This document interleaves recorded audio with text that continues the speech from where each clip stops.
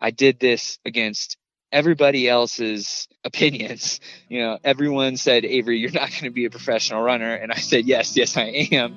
And it felt like, my last couple years of racing have been great. And I'm finally starting to really get this figured out. And now it all just came to an end just that fast.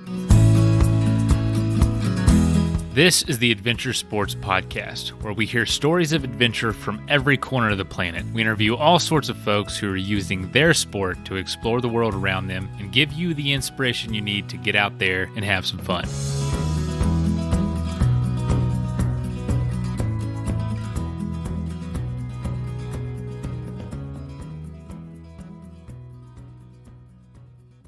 Hey folks, hope you're having a wonderful week. Today's episode is actually from my other show, Without Compromise. You've heard me, play these episodes on Thursdays before, because Thursday, remember, is our Throwback Thursday episode day. But every once in a while I want to throw in something from my other show when it makes sense to have it on this show. And so Without Compromise is kind of similar to Adventure Sports Podcast, but we focus on, shorter episodes around 30 minutes, and it's folks from the athletic brewing community. And so if you don't know, my day job is with Athletic Brewing Company, and it's kind of crazy. We make non-alcoholic craft beer. I can hear you rolling your eyes. That's how hard you're rolling your eyes right now.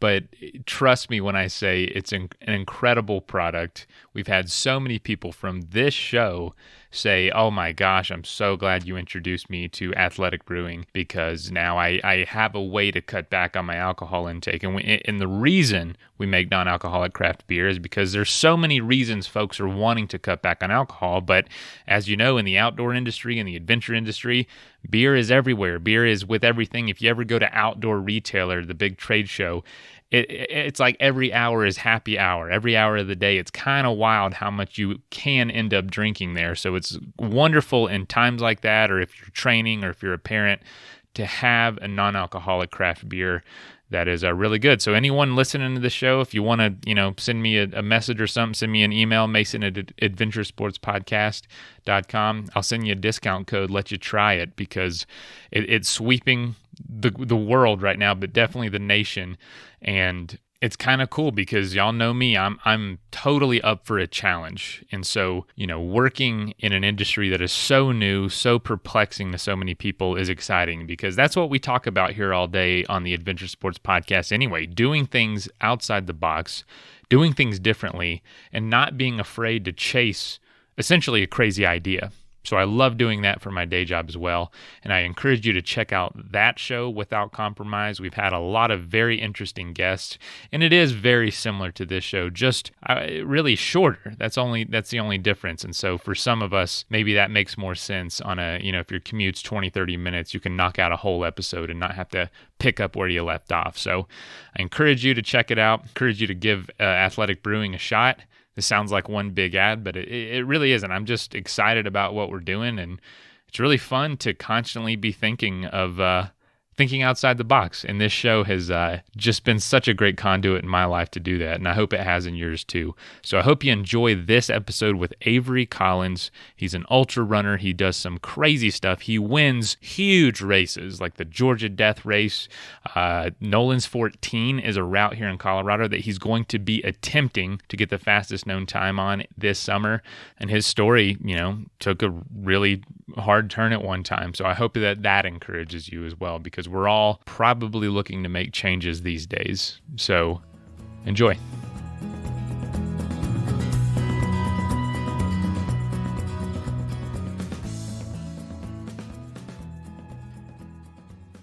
Crazy week in the world, and we hope that you're using your voice to make a difference. Yeah, we just wanted to talk to folks on this show that are also making a difference, also pursuing crazy ideas. Today we have Avery Collins, one of our athletes from Colorado. Avery, welcome to the show. Thanks, man. I hope I'm making a difference. I don't know. That's actually you're making me question myself.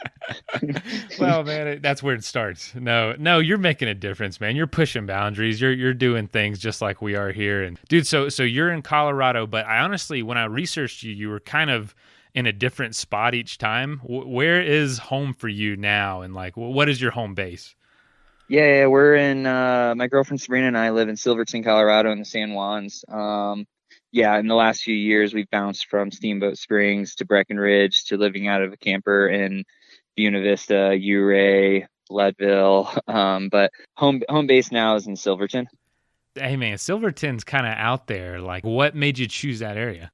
500 full-time residents. It's super quiet. Like, it's the one of the few places that majority of the year you can go out and run a service road and not run into anybody, let alone I'd say 99% of my runs on single track or up on high alpine ridges, I don't see anybody. I mean, for weeks on end. So it's just I think the draw was we were somewhere that wasn't real nichey, like Boulder per Mm. se. Like, we're not running into other runners all the time. It's just like our own private playground. I mean, there's just tons and tons of mountains. Yeah, that's a good point, man. I live in Denver, and it's a little overwhelming the amount of incredible athletes. It's a little bit discouraging almost sometimes how like every time you open your mouth to somebody, they're an Olympic athlete, and it's like, well, I haven't done anything then. You know what I'm saying? So it's Yeah, nice to like yeah. get some space and just build up your confidence. And you, man, every time I follow you on Instagram, and your pictures are unbelievable. Silverton is just stunning. It looks like it's straight out of the Alps. Like you said, super small town, and I'm sure you just have unbelievable adventures there all the time. Yeah, it's phenomenal, man. I just like a little background on it. Most people don't realize this, but 354 of Colorado's 13ers are all right there in the San Juans. Holy cow. And if I'm not mistaken, that's probably half of them because I think there's like 600 and something 13ers. I might be wrong, but that's a Yeah, a half or ton. third. Yeah, Did you yeah. grow up in Colorado? Where was home for you? And also, have you always been a runner or did you do something else before? No, I grew up in Indiana, and spent all my summers in North Carolina with my grandparents going to basketball camp, which lead me to say I was a basketball player my entire life. I mean, from I don't know, 3 or 4, I started playing, and then I played up until like travel ball through high school, and then in college, kind of gave it up to an extent. I was playing men's league, and then that's essentially when I actually got into running was in college. I couldn't afford a gym membership anymore, and just figured I needed to stay in shape one way or another. So I started running, and it just caught on quick. Wasn't your first run just a few miles or something? And then it just kind of exploded? Exactly. Yeah, yeah. Just a few miles in the neighborhood. I got into ultra running, and I was doing more Midwestern races for 6 to 9 months. And then I did this underground run. It's called Pitchell. It's just this 67-mile run. I did it with these buddies, and it was just like a for fun thing. And it was just, I don't, there was something about the Sufferfest that came with the mountains that I really loved. And that was first in Asheville. So I started making these trips out to Asheville every weekend while I was living in Indiana. And Oh, wow. then, sure enough, I eventually made my way out to Colorado, which was about 7 years ago now. Wow, man. Can you talk about like, a lot of us have like a traditional sports background, then we kind of find this endurance sports later. What was it about running that just maybe made you gravitate towards it versus basketball or some of the more traditional sports? At first, I think I was ignorantly, I thought that I was good enough to, like, from the start I really was questioning, like, I think I could actually make something out of this. Like, I think I could be as Mm. good as anybody else, with no real backing behind that. And then I just started following that, and I found that, the longer the race got and the harder the race got, I seemed to shine through a little bit more. And I think that's ultimately what led to the mountain running. It's just, I think the level of difficulty that came with it was something I could embrace and really enjoy. And it just, that grew and grew to the point where now as you do more and more of these super long races, 100 miles, 200 miles, they become less and less painful. And they always suck, but I think you mentally you're like, you just become more used to it. And yeah, it's like, it's such a hard thing to explain, but it's like anything else. You put 10,000 hours in, and you're bound to get pretty good at it. No, that's definitely true. The suffering becomes maybe more familiar, or the pattern of it, maybe, or that that it's going to pay Exactly. off. Yeah, yeah, and Wow. especially it's kind of clockwork, especially in like a 100-mile race. And I haven't done boatloads of them, but I've done enough to really know how they work, and now it's clockwork. I know mile 40, a little bit of a downfall, and then I pick back up again. And typically my miles 50 through 80 are always tremendous, and then it's just gutting it out in the back end of the race. Those things don't typically change a whole lot. The things that do change are, the smaller things, like maybe avoiding rolling an ankle for a race, or it might happen 3 or 4 times. There's all these kind of little punches you take, and it's just a matter of how you deal with them as they occur. Sounds like a life lesson to me. Exactly, man. Seriously. So early on, was there a particular ultra or a particular race that, I don't know, or experience or story that you have, something that was pivotal for you that kind of led you on this path where you could have gone maybe 2 ways? Yeah, man. And like, I feel like I could tell you some like glamorous, sexy story of, winning some race. But that's just not the case. That's not, I don't think we learn really. I mean, we learn when we win and when we do great, but we learn so much more when we expose failure. And I would say the greatest turning point for me in running was the very first 100 I attempted, which was not a mountain race. It was actually a fairly flat race in Ohio called the Burning River 100.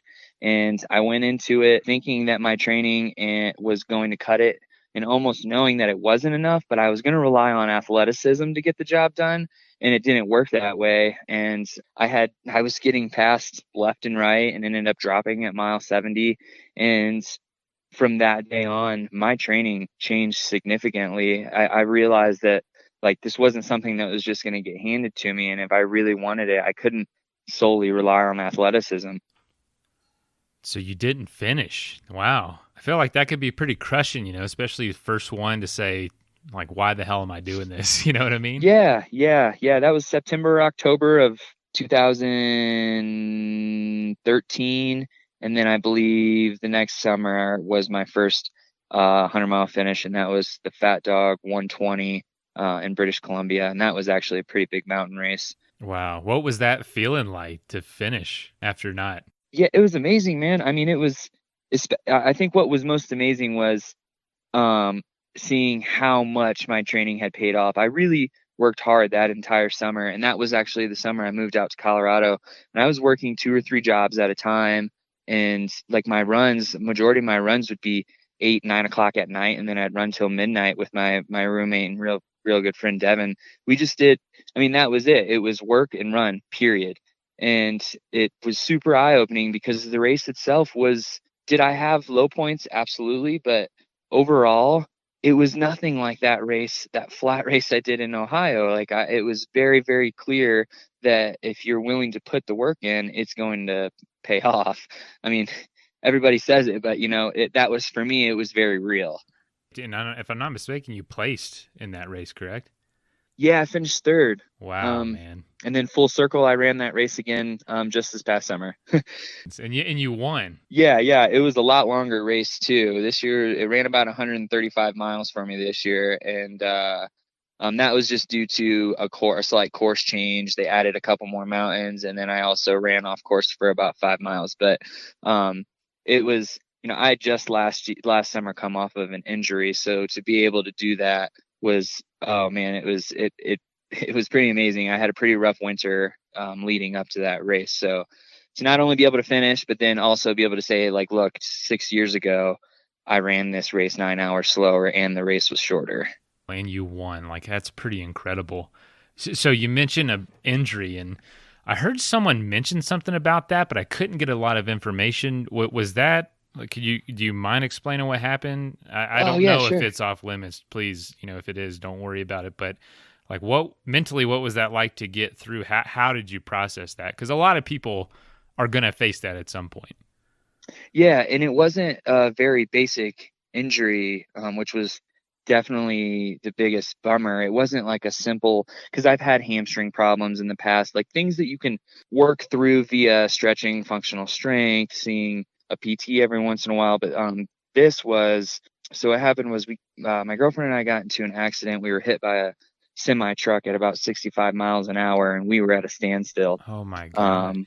So we got our clock cleaned. And then 2 weeks later, I ran Tour de Jean, the 200-mile race through the Italian Alps. And I think just the combination of the two really, really did some major damage to my back. And long story short, I went through a lot of different doctors and this, that, and the other, and eventually went back to this gentleman, Steve Warfel. He's absolutely phenomenal PT, and he had me fixed in no time. But I had multiple displaced ribs, 4 or 5 displaced vertebrae, displaced ankle bone. My knee wasn't tracking right, and my hips / pelvis were totally unaligned. And I know I'm not putting everything in layman's terms, but I was a complete and utter mess. Messed up. Yeah, and it caused extreme back pain. I couldn't like walking hurt really, really, really bad. So running wasn't even an option at all. I mean, I went months where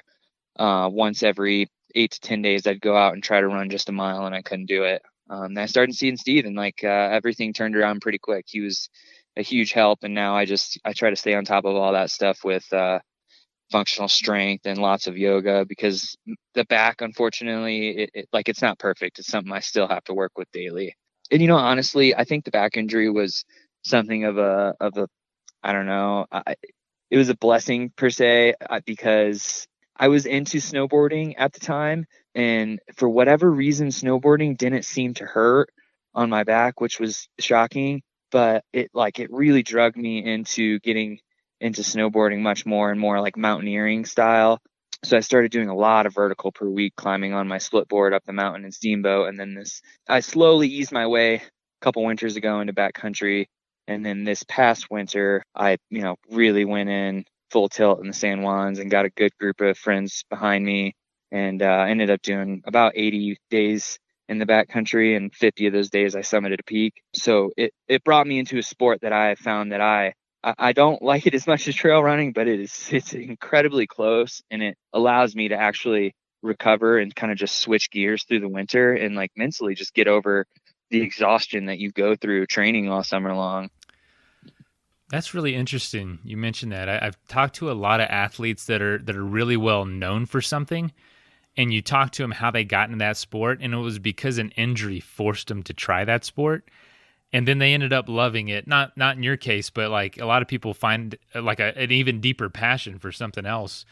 And I hear it over and over again. It's like, well, what are the chances at, mid-20s I've found the biggest thing I'll ever be passionate about? It's pretty low because I haven't tried everything. You know what I mean? Yeah, and that's what's crazy. What else could you possibly be really good at? And exactly. You may never find out. You just never had that chance. You could have, you spent all these years playing basketball. What if, I don't know, it would have been something else random? There's just no telling. And so that's kind of the weird opportunity that an injury can bring if, you want to look at it that way. But it's also totally understandable if it's pretty freaking devastating at the same time, because, you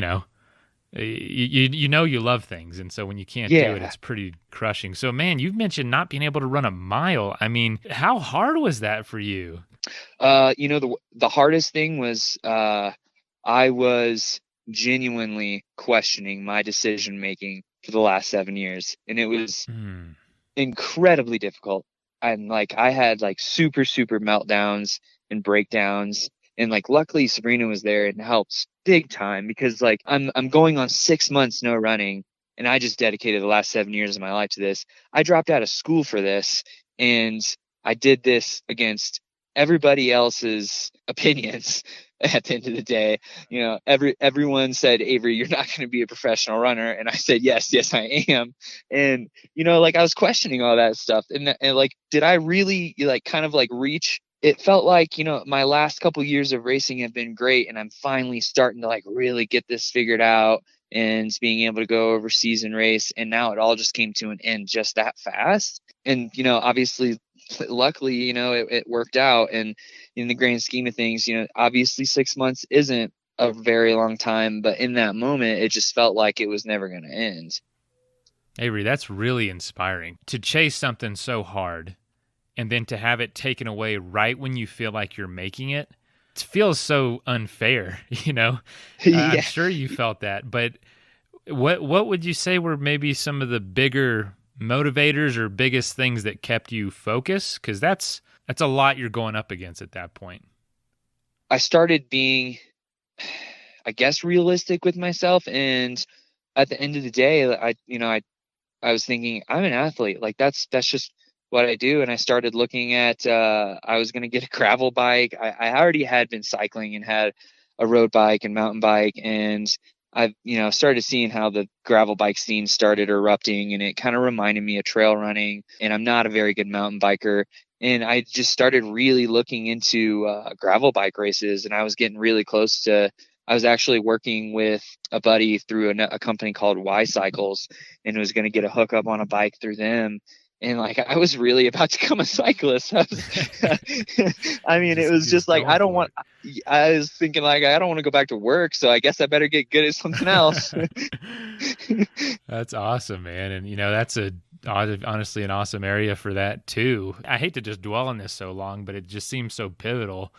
Yeah. So, man, all right, you come back from that, you win the Fat Dog last year. Got to just be so many emotions going through your head. Was there kind of, I mean, where do you go from there? What were your sights set on at that point? Was it more of these events? Was it more kind of FKT challenges? Was it growing the business side of your brand, I guess? Like, what was it for you after that?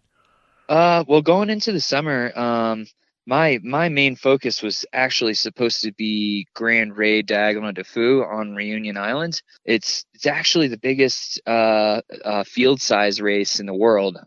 Most people don't even realize that, but it's like 3,500 runners, and it's super, super, super, super gnarly and technical. And I got a little, I'm trying to get better about this, and I have over the years, but after the injury, I was impatient. Like once I got back into running, all I wanted to do was prove to myself I still had it. And so I jumped into a 50K in May and did pretty well. And then I feel like I may have done one more race in June. Oh, I did another race in June, and unfortunately missed a turn and cut up like 3/4 of a mile off the course on accident. It's a long story. Anyways, race director calls me the next day and was like, "Hey, Avery, do you remember checking in the state station?" I was like, "Honestly, I have no idea." And then she described the course, and I'm like, "Oh my gosh, no." And she gave me the option of a time penalty or a DNF, and I was just like, "That's not fair to anybody else. I'll just take a DNF." So it was unfortunate, but anyways, and then I popped into Fat Dog really more out of like, I just want to run 100 miles and once again prove this to myself. And I wasn't really thinking long term, and long term was October. That was Grand Raid. And after Fat Dog, I had just a kind of a minor IT band injury that kind of pulled me out of running for about 6 to 7 weeks. And I just swapped it with a lot of I got into climbing quite a bit, and then doing some mountain biking again. And then ultimately, unfortunately had to drop from the 100-mile distance to the 120-kilometer distance at Grand Raid. And I ended up doing well. It was just the learning lesson there was like, when I say I'm going to do something at the beginning of the year, I need to be patient and I need to work towards that goal. Rather than just kind of going all out in a short amount of time. Yeah, just getting caught up in, the race season, like you just get excited and you see all these awesome things everybody else is doing. And, knowing you're capable of whatever it is, you want to go out and you want to do it as well. And it's just, and the race was in October. So it's like, you got to go through the entire summer of all your buddies racing, and you're just sitting around waiting for your A race to come at the very end of the season. But the plan after the injury was go do Grand Raid, because this is the biggest, baddest race out there. And unfortunately, due to my impatience, I had to drop down to the shorter distance, which was still a competitive, like 1,500 person field. It just wasn't the race I was supposed to be doing that day. So since then, I know things are kind of all on hold right now. How have you been getting through, talking about patience and all this? How have you been getting through right now with quarantine and everything being either postponed or going virtual? How have you been dealing with that? Is it just, another little challenge to get through, or has it been a pretty big deal? No, it hasn't been a big deal at all. It's actually, Sabrina and I feel really, we're definitely grateful. And it's just really wild to see what's going on in the cities and like how life has been for the last 3.5 or 4 months. It's absolutely crazy, especially from the bubble that we're in. Our town was shut off. You couldn't even come into our town. If you didn't live in Silverton up until like a week ago, you'd get a serious fine for just driving into our town. So we were shut off from the world, and I would say things felt semi-normal within our world, and we didn't have to be stuck in our homes or I mean, we were out running mountains every single day. Nothing changed. Like literally nothing changed for us except for the fact that like we got to put a mask on when we go into the grocery store. And I'm like, we're definitely grateful for that, and we realize where we're at and what we have, and it is like it's so hard to watch. We don't have cable, so we don't watch the news, but like we'll listen to podcasts and just to hear all the crazy stuff that's been going on. It's really unbelievable. But I mean, things haven't changed a whole lot, and as far as racing goes, to be perfectly honest, this has been amazing. Like this is what running is.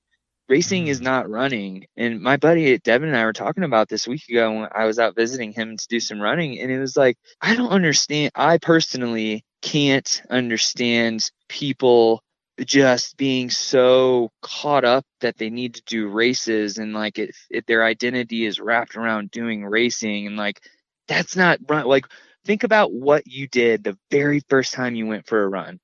You weren't going for a run for the first time because you wanted to race. Like that's not why you did it.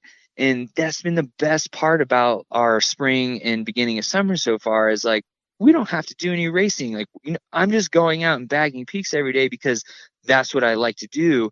And I don't have to really have any kind of real plan going into it until as of lately, we did decide both Sabrina or I'm going to for sure be doing a FKT, and so will Sabrina more than likely. Like beyond that, this is better. This is great. I mean, I'm going to have to like, obviously racing is something we need in our lives to continue our lifestyle and what we're doing. But for the time being, like this is the most natural raw state of running that you can possibly have. That's a really good reflection, man. Like it does make you stop and think, why am I doing this? Why am I into this? And yeah, if you are wanting just that pure, just running, you got it right now, especially you where you are. Do you think you'd be attempting this FKT without the quarantine happening?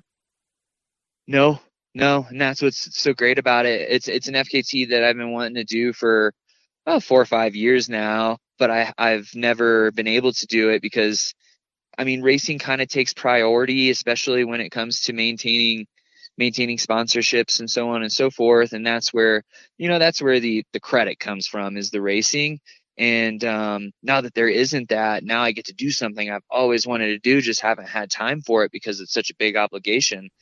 Yeah, for sure. And this might not be some sanctioned event, but tell us about this FKT, because if you achieve this and do this, you're going to have some serious cred in the running world, some serious cojones. You know what I mean? Like it's a big deal if you make this happen. But yeah, tell us a little bit about it. Sure, man. So I'm actually talking to you from Leadville, which is not home. It is home to the Swash Mountain Range, and the FKT that I'm going to be doing, it's called Nolan's 14. It's actually kind of a bit of a classic route. However, hasn't been done very many times. I think 24 people have finished it in the last probably 25 years or so. Anyways, it's an approximate 100-mile traverse across 14 14ers. There's definitely some routes that make a lot of sense. However, the beauty of it is beyond the start point and the finish point, it's an open route, meaning all you have to do is summit all 14 14ers, and you can take any route you want to get up and down them, which typically entails some like class 3, and depending on the route, maybe just a little bit of class 4 off trail scrambling. And it's kind of like, it's definitely a culmination of my training in the last couple of years, spending our time in the San Juans, and it's kind of become the more apparent thing that I should be doing. And it's just, it's a really big mountain objective. So Sabrina and I are in Leadville right now, just kind of training and scouting all the 14ers and making sure that, we can link these mountains up properly without making any major mistakes. And the current record's held by Alex Nichols, which is 46:41, I think, or 46:50, something like that. Man, that's awesome. Yeah, man. When are you attempting it, and how can people follow along with that? Um, I'll probably be doing it in July. Okay. I'm not telling anybody when I'm Okay. doing All right.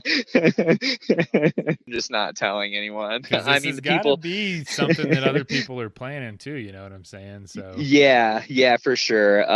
And I've got a good group of friends that are going to come out and crew and pace me. Obviously, they have a pretty general idea when I'm going to go for it. But honestly, the time spent out here on the route, it's not very intimidating. Like I've actually, Sabrina and we understand the difficulty of it on the full extent of the course, because it is anywhere from like 42 to 46,000 feet of climbing and descending. With that being said, I've done races with that much climbing and descending, and I spend all winter and summer, like once a week, if not 3, 4, 5 times a week above 13K. So like, honestly, the trails out here are really nice. So the trail that you do have on course, which I feel like people don't quite give enough credit for, is really good, at least compared to San Juan running. It's pretty clear the rock out here is way more bomber and just like reliable, whereas in the San Juans, every step you take, the rock moves underneath your foot and you just get used to surfing all the time. Just this, I don't know. I know for most people, they might think I'm kind of like out of my mind saying that the route's not as bad as I think most people make it seem. I think it's just people talking about it might be used to just more sanctioned races. So it is, and it is, like you said, kind of a classic route. A lot of people have heard that name, Nolan's 14, have heard the stories or the reputation that follows it. But the difficult part's the navigation at night. There's no markings. There's finding your way up on ridge lines at night is fine and dandy. The problem that I think most people have, and I'm hoping to avoid to some extent, is once you're down in the woods, you can't see anything, and you need to really trust the direct line you're taking so you can get to the next mountain. And that's definitely the consensus we've gotten from our friends and the people we know that have done it. that's awesome, man. Well, dude, I appreciate this. If you don't mind, I'd love to wrap up with like 5 or 6 rapid fire questions. Yeah, man. So what has been your favorite high peak success? Like, what has been your favorite, maybe most memorable achievement in the running world? Probably most recently, Trail to Bourbon Grand Raid, that 120K, just because the lack of training. Like I crammed it all into one little small amount of time, and then just kind of found out that I could just tough it out and like really rely on mental strength. So what would you say you're most curious about right now outside of running? Uh, Progressing my snowboarding, to be perfectly honest. Yeah, last year I got my first snowboard sponsorship, and I just kind of want to keep progressing there. Cool, man. Yeah, maybe we'll be talking about that on another episode. Yeah, What's your proudest achievement outside of your career, running career? man, you caught me off guard with that one. I didn't finish college. I went straight from like college to running. Oh, I managing to keep a girlfriend for more than 4 months. I Dead get serious. that. Congratulations, man. So it's been at least 4 months. We're on 4 years. Oh, shoot. And prior to that, I had never had a girlfriend longer than 4 months. Yeah. Well, congratulations. She sounds like she's been there with you through a lot. So I think y'all's bond is pretty tight, it sounds like. Yeah, and I'm slowly becoming a better person. So that's definitely a big bonus. Hey, you can't ask for more than that in a partner, man. That's awesome. Well, congrats on that huge achievement. So, is there any sort of health tip or something you do on a daily basis that keeps your body ready? Yeah. I would say in the last year, yoga's been become definitely a more frequent thing I've done. I mean, I'd say 3 to 4 days a week for 30 to 40 minutes. That it'll change your life. Yeah. And you might already answer this. Biggest goal not yet achieved is at the FKT coming up. Oh, no, I would say biggest goal not yet achieved is winning Tour de Jean. That is, I think about it daily, man. Well, good luck with that. And lastly, to wrap it all up, what does it mean to you, and how do you live without compromise? Not being afraid of achieving goals, and not being afraid of things that seem quite difficult and scary. And I think that's what the way they're supposed to be. And, going after them without limiting myself. Awesome words of wisdom. Awesome story. Thanks for opening up and just sharing. And, it's so many things parallel with our journey as a brewery, as weird as that seems. Just this giant mountain in front of you that and you just go for it. And then the next thing you know, you're on this adventure. So it sounds like you're just living that every day, which is so cool to see. So Avery, thanks for joining us, man, on Without Compromise. Absolutely, Mason. I appreciate it. All right. See you, man. All right. Later. First of all, thank you so much for listening. It means the world to us that you choose to listen to this show. If you'd like to help us further, you can leave a review on iTunes, share us with your friends, your family. It goes a long way to grow in the show. You can also support us financially through patreon.com/adventuresportspodcast. Link is in the show notes. And also, if you have an idea of who could be a good guest for the show, we're always looking for people to tell their story about the outdoors or adventure. So if you know someone, please reach out.